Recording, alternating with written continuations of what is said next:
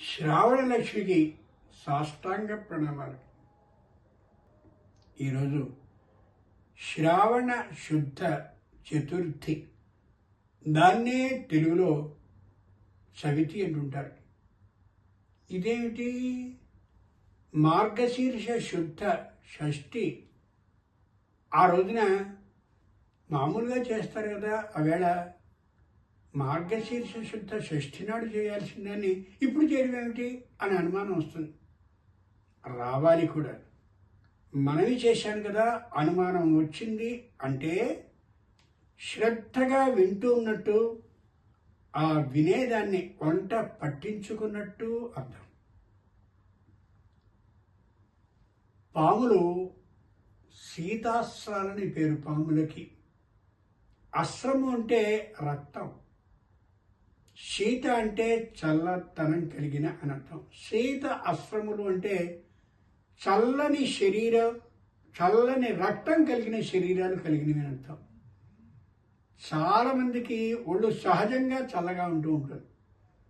అలాంటి చల్లదనంతో ఉండే లక్షణం కలిగిన శరీరాలు కలిగిన వాళ్ళకి చల్లదనమే బాగా ఇష్టంగా ఉంటూ ఉంటుంది. శీతలీకృతమైనటువంటి గదుల్లో మరింత చల్లనితనాన్ని కలిగి ఉండేలా చేసుకుంటూ ఉంటారు. అంచేత పాములు మంచి చలికాలంలో, దాంట్లో కూడా వర్షాలు బాగా పడుతున్న కాలంలో, దాంట్లో కూడా నీళ్లు బాగా నిలవండి ఇంకా చల్లదనం కలిగించేటటువంటి ఆ ప్రదేశాల్లో స్వేచ్ఛగా విహరిస్తూ ఉంటాయి. ఆలోచించి చూడండి, శ్రావణ భాద్రపదాలు రెంటికి కూడా వర్ష ఋతువు అని పేరుని పెట్టారు ప్రాచీనులు. అంటే నిరంతరం ఎప్పుడు దిమ్మరిస్తుందో తెలియకుండా వర్షాలు కురిసేటటువంటి కాలం ఈ వర్ష ఋతుకాలం. అంచేత వర్షాలు పడుతూ ఉంటాయి, చల్లనితనం మొత్తం వాతావరణం నిండుగా కనిపిస్తూ ఉంటుంది. వీటితో పాటుగా ఆ పొలాలన్నీ కూడా నీళ్లతో నిండి ఉంటాయి. ఆ నిండినటువంటి నీళ్ల కారణంగా మరింత చల్లదనం ఉంటూ ఉంటుంది. అంచేత పాములన్నీ కూడా స్వేచ్ఛగా విహరిస్తూ ఉంటాయి. పాములకి రాత్రి, పగలు, మధ్యాహ్నం, సాయంత్రం అనే ఏ విధమైనటువంటి కాల నియమం, కాలభేదం లేదు. ఎప్పుడైనా తిరుగుతూనే ఉంటాయి. నిజంగా మనకి అన్నాన్ని పెట్టేటటువంటి వాళ్ళు రైతులు. బాగా గమనించి చూడాలి. ఆ రైతులు రాత్రి, పగలు, సాయంత్రం, మిట్ట మధ్యాహ్నం ఇవేం లేకుండా తెల్లవారుజాముతో సహా అకస్మాత్తుగా వెళ్ళవలసి వస్తూ ఉంటుంది తమ పొలాలకి. అంచేత ఆ వెళ్ళవలసినటువంటి వాళ్ళకి, అంటే తమ భర్తలైనటువంటి వాళ్ళకి, రైతులుగా ఉండి లోకానికి అంతటికి అన్నాన్ని పెట్టేటటువంటి వాళ్ళకి ఏ విధమైన ప్రాణ హాని కలుగుతుందో అని భార్యలు అనుకున్నాం కదా. స్త్రీలకి మానసిక అధైర్యం ఉంటుందని నిరంతరం అలా భయంగా ఉంటూ ఉంటుంది మనోవిధానం. అది లేకుండా ఉండాలి అంటే నేను నాగపూజని చేస్తున్నాను కదా. అంచేత ఆ నాగరాజు నాకు, నా కుటుంబానికి, అంటే నా భర్తతో ఉన్నటువంటి మొత్తం కుటుంబానికి ఏ కష్టాన్ని కలిగించడనే మనోధైర్యం ఏదైతే ఉందో, అదిగో ఆ ధైర్యాన్ని ప్రసాదించేటటువంటి రోజు ఇదిగో ఈ నాగ చతుర్థి, అంటే నాగుల చవితి అంటారే, అదిగో ఆ రోజు. ఎందుకని, ఏం చేయాలి ఈ రోజున ఇంత గొప్ప రోజుగా తెలియజేస్తున్నారు? ఒకటే, ఎక్కడైతే పుట్టలన్నీ ఉంటాయో, పాము పెట్టిన పుట్టలు, ఆ పుట్టల దగ్గరికి వెళ్ళాలి. స్త్రీలు, పురుషులు కూడా వెళ్ళొచ్చు. వెళ్ళి ఆ పుట్ట ఏదుందో దాని చుట్టూరా చక్కనైనటువంటి రంగ వల్లికలను వేయాలి. రంగ వల్లిక అంటే ఏదో మామూలు ముగ్గు అనుకోకూడదు. ఆ రంగము అంటే ఖగోళ రంగం అని అర్థం. వల్లికలంటే అలా పిచ్చి పిచ్చిగా గీయబడినటువంటి గీతలు కాదు, ఒక క్రమ విధానంలో గీయబడేటటువంటి, అంటే నడిచేటటువంటి గ్రహాల కదలిక అని అర్థం. అంటే ఏ రోజు ఏ గ్రహం ఏ విధంగా అలా కదులుతూ ఉంటుందో ఆ కదిలే విధానాన్ని కనీసం 5వ తరగతి కూడా చదవనటువంటి మన ఇంట్లో ఉండే అమ్మ ఖగోళ శాస్త్ర ఉపాధ్యాయునిలా ఇన్ని బోధిస్తుంటూ ఉంటుంది అని అర్థం. ఇది నమ్మం మేము కాదు. మనం 9 చుక్కల ముగ్గురు చూడండి. 3 చుక్కలు అడ్డంగా పెడతాం, 3 చుక్కలు నిలువుగా పెడతాం. ఆ 3 ఇటు 3 మొత్తం 9 చుక్కలు. ఆ 9 చుక్కల్ని ముగ్గు చేసి పెడితే మధ్యలో ఉండేటటువంటి ఆ ప్రత్యేకమైనటువంటి గడిలో కుంకుమని వేస్తారు ఆడవాళ్ళు. కుంకుమ సూర్యునికి సంకేతమైనటువంటిది. అంచేత ఇది సూర్యగ్రహం రా, సూర్యగ్రహం ఉండేటటువంటి స్థానం రా అని. అలాగే మిగిలినవన్నీ కూడా అమోఘంగా తెలుసుకోదగిన రహస్యాలు ఎన్నో దాంట్లో ఉన్నాయి. అది మరో అనుకుందాం. అంచేత రంగ వల్లిక ఏదైతే ఉందో ఆకాశంలో ఉండేటటువంటి ఆ అమోఘమైన రంగాన్ని నేల మీద ప్రత్యేకమైనటువంటి స్థలంగా ఆ ఆకాశానికి సంకేతంగా తల్లి భావిస్తూ ముగ్గుల్ని అలా పెడుతుంది పుట్ట చుట్టూరా. పుట్టకు చిత్రమైన గుణం ఉంది. పుట్ట ఏదైతే పెట్టబడిందో ఆ పుట్ట విపరీతమైనటువంటి ఎండకి ఎండినా, వర్షానికి అలా తడిసిన, పెద్దవైనటువంటి ఉపద్రవాలు గాలికి సంబంధించినవి వచ్చి అలా వీచిన ఏమాత్రం ఆ పుట్ట చెక్కు చెదరదు, అలాగే ఉంటుంది. ఎందుకని? ఏ చీమైతే ఉందో మనకి లాలాజలంలాగా ఆ చీమకి కూడా ఒక విధమైనటువంటి ద్రవం, దాన్ని లాలాజలం అనుకుందాం అర్థమయ్యేందుకు వీలుగా. ఆ లాలాజలాన్ని ఏ కణానికి ఏ కణం అలా అతుక్కోవడం కోసం ఏ కణం అయితే ఖచ్చితంగా అతుక్కుంటుందో గ్రహించగలిగినటువంటి లక్షణం చీమకుంది. ఆ దిశన బుద్ధి ఉంది. అంచేత నేల మీద ఇసుకని కానీ ఇంకో దాన్ని కానీ రాతి భాగాన్ని కానీ తేదది. ప్రత్యేకంగా ఆ ఉండే నల్లమైనటువంటి మట్టిని గ్రహించి ఒక్కొక్క మట్టి కణాన్ని తెస్తుంది. ఒక పుట్టని చూడండి, ఎన్ని కోట్ల కణాలు ఉంటాయో. అంటే చిన్న చిన్నమైనటువంటి ఆ మట్టి, ఆ చిన్న పలుకులు, దాన్ని ప్రతిదానికి కూడా చీమలు తమ ఆ నోటి నుండి వచ్చే ద్రవాన్ని కలిపి అతికిస్తూ ఇంత పెద్ద పుట్టని అద్భుతంగా నిర్మిస్తాయి. మామూలు మాట కాదు. పుట్టని జాగ్రత్తగా పరిశీలించి చూడండి. పుట్ట ఇలా పైకి వెళుతూ ఉంటుంది. అడుగున విశాలంగా, పైకి పోను సన్నగా. వ్యక్తి నేల మీద కూర్చున్నాడు అని అనుకుందాం. అప్పుడు అడుగున విశాలంగా ఉండే భాగం మన పిరుదు భాగం. ఆ పైపైకి పోగా ఆ పైనుండేది తల భాగం. మన శరీరానికి ఎలా అయితే నవ రంధ్రాలు ఉన్నాయో అదేవిధంగా పుట్టకి కూడా కన్నాలు స్పష్టంగా ఉంటాయి. ఆలోచించి చూడండి. వ్యక్తి ఎవరైనా కూర్చున్నప్పుడు వెనుక నుండి కానీ మనం చూస్తే స్పష్టంగా పాము ఆకారంగానే కనిపిస్తుంది ఆ శరీర విధానం. ఎవరి శరీర విధానమైనా, ఏ దేశంలో ఉండేటటువంటి వాళ్ళ శరీర విధానమైనా అలాగే ఉంటుంది.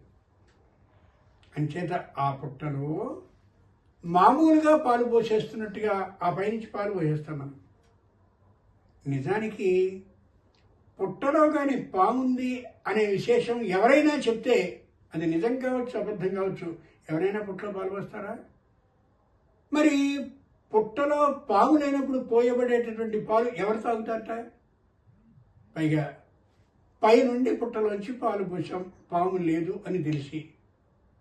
పైనుంచి వస్తుంటే అలా పాము నోరు తెరిచి తాగలేదుగా. నేల మీద పోస్తే అది కూడా నేలే కాబట్టి దాంట్లోకి ఇంకిపోతుందిగా. ఇలా ఆలోచిస్తే పుట్టలో పాలు పోయడం వల్ల ప్రయోజనం ఏమీ లేదు అని అర్థమవుతుంది. ఓ పక్క అర్థం లేదంటారు, ఓ పక్క అంతరార్థం ఉందంటారు. ఏమిటిది? అదే ఋషుల యొక్క గొప్పదనం. ఏ శరీరాన్ని మనం పుట్టతో పోల్చామో, ఈ క్రింది భాగం పిరుదికి సంకేతం అని అన్నాము. పైకి వెళ్ళగా ఉండేటటువంటి ఆ సన్నమైనటువంటి భాగాన్ని తల అని అన్నాము. ఆ తలలో ఈ పుట్టలో పాలు పోస్తున్నటువంటి తీరుగా జ్ఞానక్షీరాన్ని పోయాలి. అంటే ఇక్కడ ఇది చెయ్యొచ్చు, ఇది చెయ్యకూడదు, ఇలా ఉండాలి, ఇలా ఉండకూడదు, ఇలా ఇతరుల మీద పగని ద్వేషాన్ని సాధించుకోవాలి అనుకోకూడదు, ఇలా అసత్యాన్ని పలకకూడదు, అవకాశం ఉన్నంతలో ధర్మాన్ని ఆచరించాలి, లేదా మౌనంగా ఉండాలి తప్ప అధర్మాన్ని చేయకూడదు అని ఈ తీరు జ్ఞాన క్షీరాన్ని పోసుకోవడం ఏదైతే ఉందో అది పుట్టలో పాలు పోయడం అనే దానిలోని పరమార్థం. బాగా ఆలోచించి చూడండి. ఈ పుట్టలో పాలని ఇలా పోయడానికి ముందు మొత్తం చుట్టూరా అలంకరించాం కదా. అలంకరించినటువంటి పుట్ట ఏదైతే ఉందో దాని ఆ మట్టిని ఈ చెవికి అలా తగిలించుకుంటారు. ఇది శాస్త్రం చెప్పినటువంటి మాటే. ఎందుకనలా? ఓ వ్యక్తి, నీ శరీరం ఏదుందో ఆ శరీరం మీద పొక్కులు, మచ్చలు, గడ్డలు ఇంకా ఏదేదో అలా ఏమాత్రము లేకుండా ఉండాలి అంటే ఈ పుట్ట మందుని వాడుతూ ఉండరా శరీరానికి. చక్కగా అలా రుద్దుకుంటూ కానీ ఉంటూ ఉన్నట్లయితే నీకు అలాంటి వ్యాధులే కానీ వచ్చినట్టయితే నివారింపబడతాయనే అమోఘమైన ఆయుర్వేద రహస్యం దీంట్లో కనిపిస్తూ ఉంటుంది. అంచేతనే ప్రాచీనులైనటువంటి వాళ్ళు ఎప్పుడైనా ఇలా శారీరకమైనటువంటి చర్మ వ్యాధి దగ్గరికి వస్తే అవో ఇవో ఆంగ్ల వైద్యం ప్రకారం పోసుకుంటూ ఉండేవారు కాదు. ఈ పుట్టమన్ను కోసం వెళ్ళి దాంతో ఏదో కొంతకాలం ఆ వ్యాధి యొక్క తీవ్రతని బట్టి, వ్యాధి ఎంతకాలం నుండి వచ్చిందో ఆ వ్యాధి యొక్క ఎక్కువతనాన్ని బట్టి, ఎక్కువ కాలం ఉన్నతనాన్ని బట్టి ఇలా మామూలుగా రుద్దుకుంటూ ఆ అనారోగ్యాన్ని, శారీరకమైనటువంటి దాన్ని తొలగించుకుంటూ ఉండేవారు. ఎంత గొప్ప విశేషం ఇది. అటువంటి నాగ చతుర్థి అయినటువంటి ఈ రోజున ఆ రైతుల యొక్క భార్యలందరూ కూడా నమస్కరిస్తూ తమ భర్తకు ఏ విధమైనటువంటి ప్రాణహాని లేకుండా ఉండవలసిందిగా ప్రార్థిస్తూ ఉంటే తమ కుటుంబానికి ఏ కష్టము రాదనేటటువంటి ధైర్యంతో ఆవిడ ఉంటోంది. కాబట్టే మనకి 4 మెతుకులు లోకానికి అందరికీ కూడా, అంటే పశువులకి, పక్షులకి, మృగాలకి, జంతువులకి అన్నిటికీ కూడా, మనుషులు ఒక్కలే భోజనం చేయరుగా, ఎవరి భోజనం వారిదిగా అందరికీ భోజనాన్ని ఆ రైతు రాజు పెడుతున్నాడు. ఎంత గొప్ప విషయం అది. అంతటి గొప్పదైనటువంటి పండుగ రోజు నాగ చతుర్థి రోజు. మరొక్క మాట ఈ విషయంలో చెప్పుకుని ముగిద్దాం. అన్నాద్భవంతి భూతాని పర్జన్యాదన్న సంభవః యజ్ఞాద్భవతి పర్జన్యః యజ్ఞః కర్మ సముద్భవః. అన్నాద్భవంతి భూతాని. భూతము అంటే ఏదో కూరలు గీరలు అలా ఉండేది, రాత్రి మాత్రమే కనిపిస్తూ ఉండేది, పగలు భయాన్ని కలిగిస్తూ ఉండేది తలుచుకోగానే, అది కాదు. భూతము అంటే ఉచ్ఛ్వాస నిశ్వాసాల్ని చేసేవన్నీ భూతాలే, అంటే జీవించి ఉన్నవని అర్థం. చెట్లు కూడా ఉచ్ఛ్వాస నిశ్వాసాల్ని చేస్తాయని మొట్టమొదటిగా చెప్పినటువంటి వాళ్ళు వరాహమిహిరుడు బృహత్సంహితలో తెలియజేశాడు. అలాగే మహర్షులందరూ కూడా తెలియజేశారు. ముఖ్యంగా కాళిదాస మహాకవి శాకుంతలంలో చెప్తాడు, రోజు ఒక్కసారి తాను పెంచేటటువంటి మొక్కల దగ్గరికి వెళ్ళి ప్రతి మొక్కని స్పృశిస్తూ వెళుతున్నట్టయితే, ఓ మా యజమాని వచ్చాడు, మాకు నీళ్ళని పోశాడు, ఈ వేళ్లలోకి వెళ్ళేలాగా మమ్మల్ని పలకరిస్తున్నాడు అని తల్లాడిస్తూ అనేకమైనటువంటి సంతోషాలని పొందుతూ ఆశీర్వచనాన్ని ఇస్తాయి అని చెప్పాడు. ఆ శ్లోకాలు వేసి చదివితే మరింత పెద్దదవుతుంది కాబట్టి మరో అనుకుందాం. ఇలా ఉండేటటువంటి ఉచ్ఛ్వాస నిశ్వాసాలు చేసే ప్రతి ప్రాణి ఏదైతే ఉందో అన్నాద్భవంతి, వాళ్ళకి సంబంధించినటువంటి అన్నం వల్ల అవుతూ ఉంటాయి. అంతేకాదు, ఈవరి అన్నం ఎలా వస్తుంది? పర్జన్యాత్ అన్న సంభవ. మేఘం వచ్చినప్పుడు ఆ మేఘ నుంచి వచ్చే వర్షం ద్వారా అన్న సంభవ, అన్నం పుడుతూ ఉంటుంది. మరి మేఘం ఎలా వస్తుందండి? యజ్ఞాద్భవతి పర్జన్య. యజ్ఞాన్ని చేస్తే ఆ యజ్ఞం ద్వారా మేఘం వస్తుంది. యజ్ఞం చేస్తే మేఘం వస్తుందా? ఖచ్చితంగా వస్తుంది. కిందటి సంవత్సరం పడినటువంటి పంట ఏదైతే ఉందో ఆ పంట ఏ విధమైందో, గోధుమలో, ఎవరో, వ్రీహిలో, ఇంకోటి మాషాలు అవో, లేకపోతే ముగ్గం అంటే పెసరపప్పు, ఇందాక కనుక మాషం అంటే మినప్పప్పు ఇలా ఉందనుకో, ఆ వస్తువులన్నింటినీ కూడా మంత్రపూర్వకంగా ఈ పురోహితుడైన వాడు అద్భుతంగా అగ్నిలోకి సమర్పిస్తూ ఇంద్రాయ స్వాహ, ఇంద్రాయేదన్నమమ అంటూ అలా సమర్పిస్తే ఒక్కొక్క దైవానికి అలా పట్టుకొని వెళుతూ ఉంటే, ఓహో మేము వర్షాన్ని ఇచ్చామనేటటువంటి ఆనందంతో ఈ భూలోకంలో ఉన్న ప్రజలు కృతజ్ఞతా సమర్పణంగా భావిస్తూ మేమిచ్చినటువంటి ద్రవ్యంలో కొద్ది కొద్ది భాగాన్ని మాకు ఎలా ఇస్తున్నారు, ఎంత ఆనందంగా ఉంది అని మరింత వర్షాన్ని కురిపిస్తారు. ఇది నిజం కూడా. ఎవరైనా సరే మనకు ఒక సహాయాన్ని చేస్తే ఆ సహాయాన్ని పొందినటువంటి వాడు వెంటనే మన కృతజ్ఞతగాని ప్రకటిస్తూ ఉన్నట్టయితే ఆ వెంటనే వచ్చి అప్పుడు మనకి ఎంత ఆనందం కలుగుతుంది. అలా కాకుండా మళ్ళీ వాడికి ఏదో కష్టం వచ్చినటువంటి రోజున మన దగ్గరికి ఆయన వచ్చాడే అనుకోండి, అప్పుడు సాయం చేస్తే కనిపించలేదా, ఇప్పుడేదో ఇబ్బంది వచ్చేది కాబట్టి వీడు వచ్చాడా, పొరపాటును కూడా వీడికి సహాయం చేయొద్దనే ఆలోచన వాడిని చూస్తుండగానే మనకు కలుగుతుంది. అంచేత యజ్ఞాద్భవతి పర్జన్య యజ్ఞ కర్మ సముద్భవ. మరి యజ్ఞం ఎలా వస్తుంది? కర్మ సముద్భవ. కర్మ అంటే చేసేటటువంటి, చేయవలసినటువంటి విధి ఉక్త కర్మ, వేదంలో ఏది చెప్పబడిందో ఆ విధంగా చేసేటటువంటి ఆ కర్మ ద్వారా సముద్భవ యజ్ఞం. స్త్రీలు చేసేటటువంటి యజ్ఞం ఏమిటంటే, ఇదిగో ఈ నాగ చతుర్థి రోజున ఆ విధంగా పుట్టలో జ్ఞాన క్షీరాన్ని పోస్తూ ఉన్నటువంటి వంకతో ఇక్కడ మామూలుగా క్షీరాన్ని పోయడం. పాలు తెల్లగా ఉంటాయి అని అందరం అంటూ ఉంటాం. అంచేతనే క్షీరం అంటే తెల్లనైనటువంటి పదార్థాన్ని, ద్రవాన్ని మాత్రమే మనం పోస్తూ ఉంటాం. ఇంత అర్థం దాగుంది దీంట్లో. ఒక్క మాటని చెప్పుకుని ముగించుకుందాం. పాములేవో మనకి అపకారాన్ని చేస్తాయి, కాట్లు వేస్తాయి అని అనుకుంటూ ఉంటాం.